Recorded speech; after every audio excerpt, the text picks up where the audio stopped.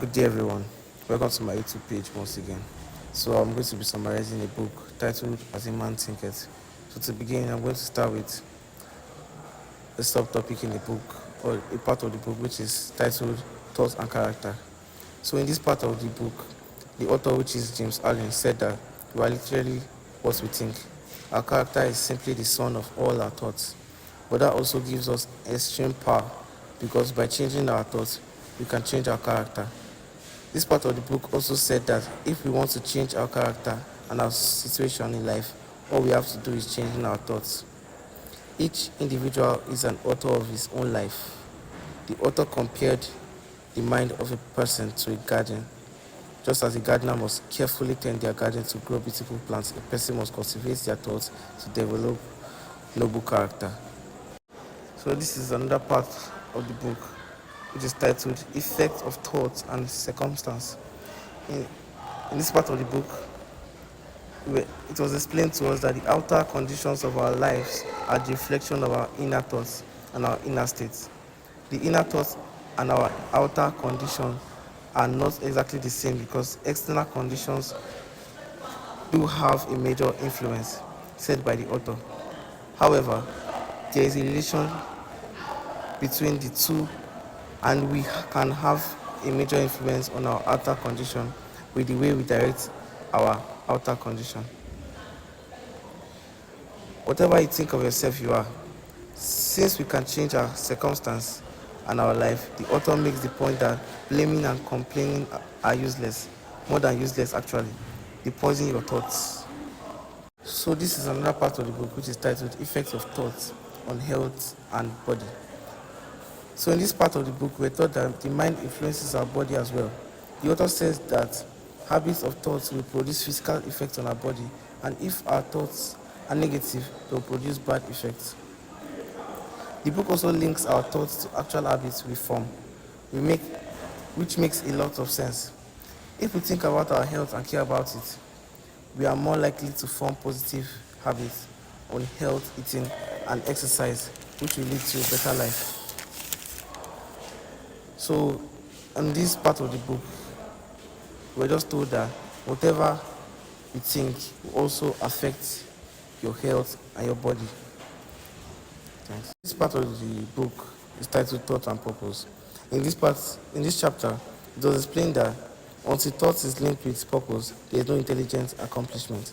They who have no central purpose in their life fall as easy prey to petty worries, fears, troubles, and self-pitying, all of which are indications of weaknesses, which lead just as surely as deliberately planned sins to failure, unhappiness, and loss. People without a purpose have so much time on their hands to focus on fears, worries, and petty problems, and in turn, worries, fears, and doubts are the greatest enemies of achievement. They distract you, thwart your willingness to take action, and bring upon exactly what you are afraid of. Part of the book is talking about visions, and ideals. In this chapter, it was brought to my notice that dreamers are the saviors of the world.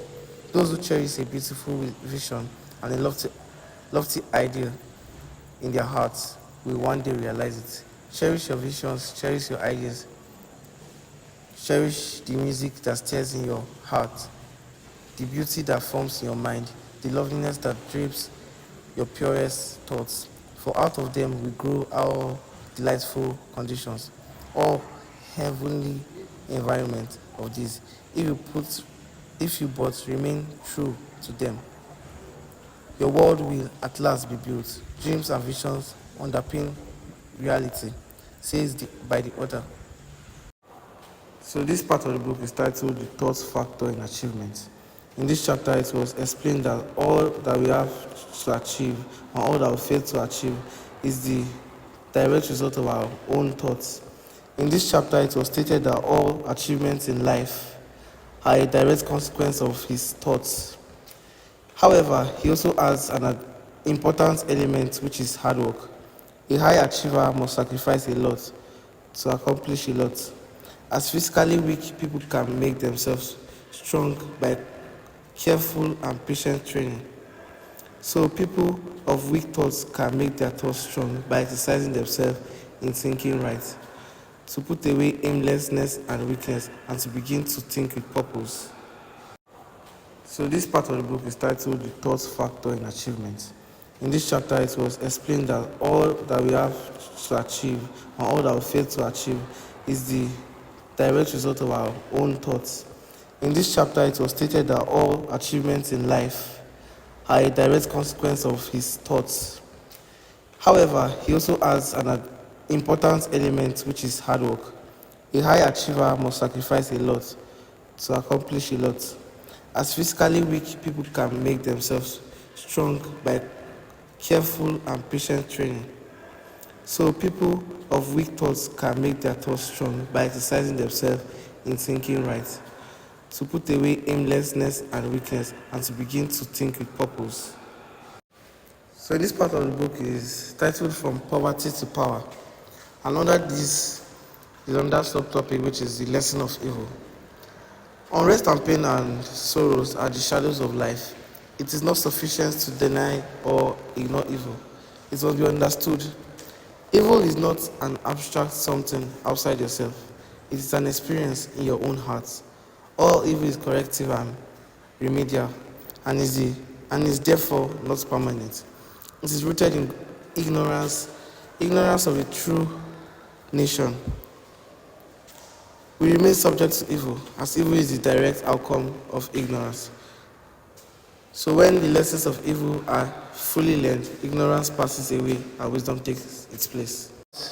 The other part is titled The World, a Reflex of Mental States. What you are, so is your world. It matters little what is without, for it is all a reflection of your own state of consciousness.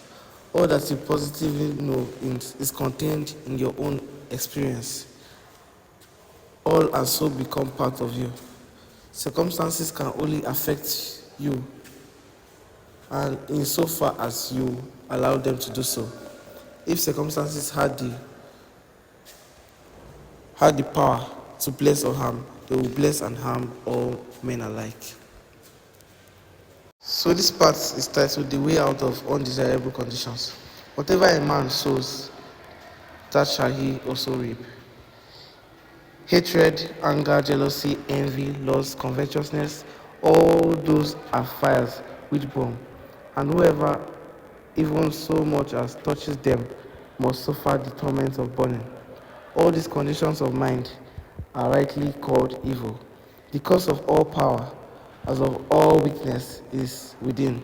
The secret of all happiness, as of all misery, is likewise within. So this part of the book is talking about how to control and direct one's force. The most powerful forces in the universe are the silent forces. It is foolish to ascribe worth to the influence of one man or to one body of men. It is the crowning horror of national selfishness, the universe grew out of thought. There is no difficulty, however great, but we yield before a calm and powerful concentration of thought. Every thought you think is a force sent out, and in accordance with its nature and intensity, will react upon yourself for good or evil.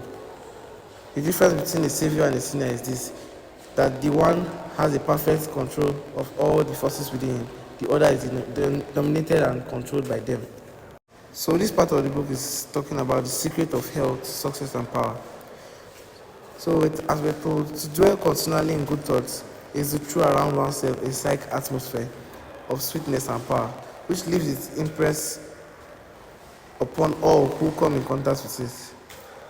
Where there is telling faith and uncompromising purity, there is health. There is success, there is power. Many people complain that they have been broken down through overwork. In the majority of such cases, the breakdown is more frequently the result of foolishly wasted energy. If you could secure health, you must learn to work without friction. To become anxious or excited or to worry over needless details is to invite a breakdown. And this part of the book is talking about the secret of abounding happiness. Great is the thirst for happiness, and equally great is the lack of happiness. Selfishness is the cause of all the unhappiness in the world.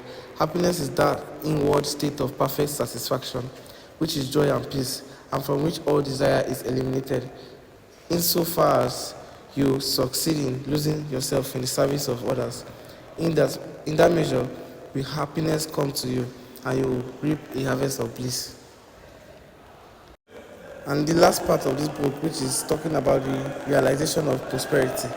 Prosperity, like happiness, is not an outward possession but an inward realization.